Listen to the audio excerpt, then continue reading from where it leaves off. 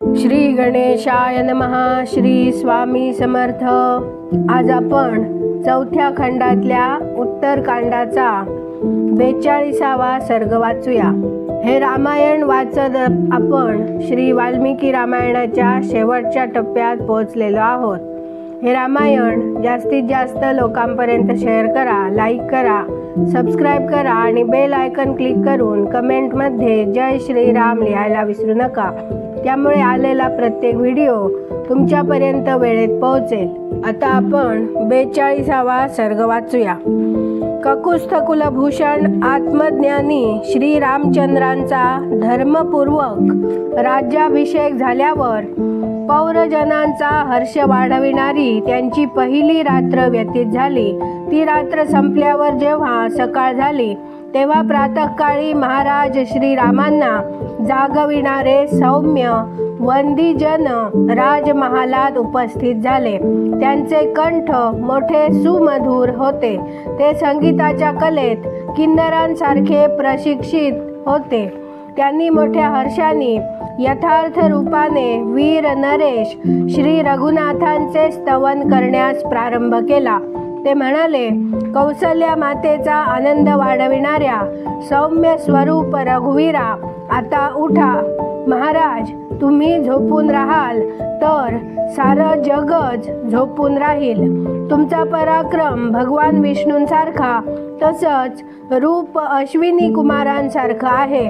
तसेच बुद्धीत तुम्ही बृहस्पतींच्या तुलनेचे आहात आणि प्रजापालनात प्रजापतीसारखे आहात. तुमची क्षमा पृथ्वीसारखी आहे आणि तेज भगवान भास्करांसारखं आहे. वेग वायूसारखा आणि गांभीर्य समुद्रासारखं आहे. नरेश्वरा, तुम्ही भगवान शंकरांसारखे युद्धात अविचल आहात. तुमचा सौम्यपणा फक्त चंद्राच्या ठाईच दिसून येतो.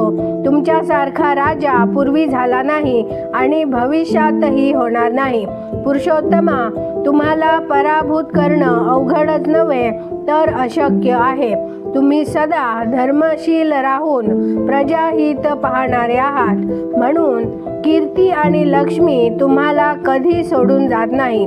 ककुस्थ कुलनंदना, ऐश्वर्य आणि धर्म तुमच्या ठाई प्रतिष्ठा पावलं आहे. वंदीजनांनी याप्रमाणे आणखीही खूप सुमधुर स्तुती ऐकविल्या. सूत देखील दिव्य स्तुती पाठ करून श्री रघुनाथांना जागे करू लागले. अशा प्रकारे कानावर येणाऱ्या स्तुतीमुळे भगवान श्रीराम जागे झाले. मग ज्याप्रमाणे पापहारी भगवान नारायण नागशय्या सोडून उठतात, त्याप्रमाणे ते देखील शुभ्र बिछाण्यांनी झाकलेली शय्या सोडून उठून बसले. महाराज उठून बसताच हजारो सेवक विनयपूर्वक हात जोडून उज्ज्वल पात्रात जल घेऊन त्यांच्या सेवेला उपस्थित झाले. स्नानादी करून शुचिरभूत होऊन त्यांनी योग्य वेळी अग्नीला आहुती दिली आणि त्वरेने इक्ष्वाकू वंशीयांच्या वापरात असलेल्या पवित्र देव मंदिरात प्रवेश केला. तेथे देवांचे, पितरांचे आणि ब्राह्मणांचे विधिवत पूजन करून ते अनेक कर्मचाऱ्यांसह बाहेरच्या सज्जात आले. त्यावेळी प्रज्वलित अग्नीप्रमाणे तेजस्वी असलेले वसिष्ठादी सर्व महात्मे, मंत्री आणि पुरोहित तेथे उपस्थित झाले होते. त्यानंतर अन्य जनपदांचे स्वामी, मनस्वी क्षत्रिय ज्याप्रमाणे इंद्राजवळ देववर्ग येऊन बसतात त्याप्रमाणे श्रीरामांजवळ येऊन बसले.